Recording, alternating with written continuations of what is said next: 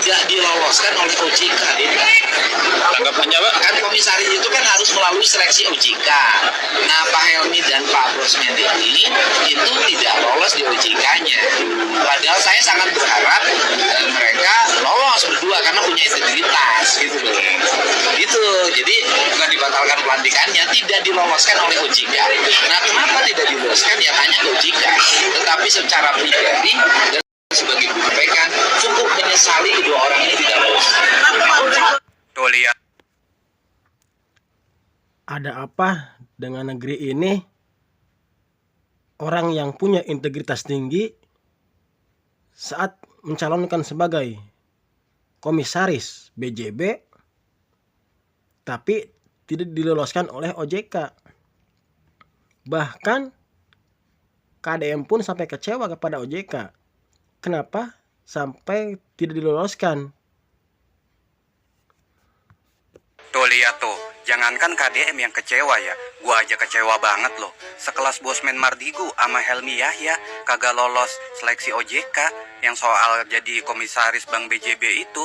Bener-bener ya di Konoha mah orang yang punya integritas, cerdas, waras, jujur, susah punya jabatan, dihalang-halangi lah, apalah. Tapi nih giliran orang kagak jujur, kagak bener, atau apalah, gampang banget punya jabatan. Bingung gua mah dah.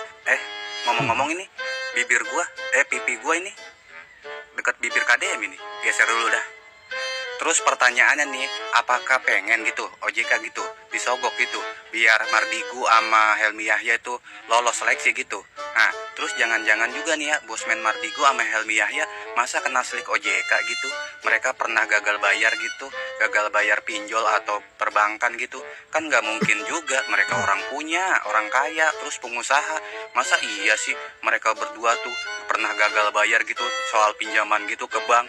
Nggak mungkin juga lah, kecuali kita tuh rakyat kecil nih pernah pasti kena slik OJK gitu, pernah gagal bayar gitu. Rakyat kecil mah wajar lah, mereka berdua orang kaya dan pengusaha masa kagak lolos OJK? Gue mah bingung bener-bener ya. Di Konoha mah orang jujur, orang bener-bener punya integritas, susah punya jabatan, dihalang-halangi, dipersulit, AIU dah, alasannya apa aja dah diituin dah.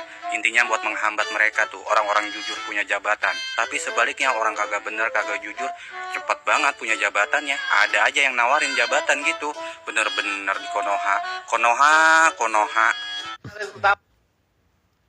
Si abang kalau ngomong suka bener. Itulah di Konoha. Kenapa orang yang jujur susah buat mendapat jabatan? Karena bakal banyak pihak yang merasa dirugikan. Contohnya, kalau pemimpinnya jujur, pasti salah satu pihak nggak ada pemasukan. Nah begitu, makanya sekelas Bosman sama Helmi Yahya tidak lolos OJK, itu kan aneh. Ada apa? Tapi meskipun begitu, mereka tetap legowo berdasarkan hasil keputusannya. Salah pertama, nggak ada yang tahu kalau Wowik, nggak ada yang tahu. Wowik apa? Wowik Prasantio, padahal Bosman Mardigu yang saya tahu. Ada Helmi Yahya, terus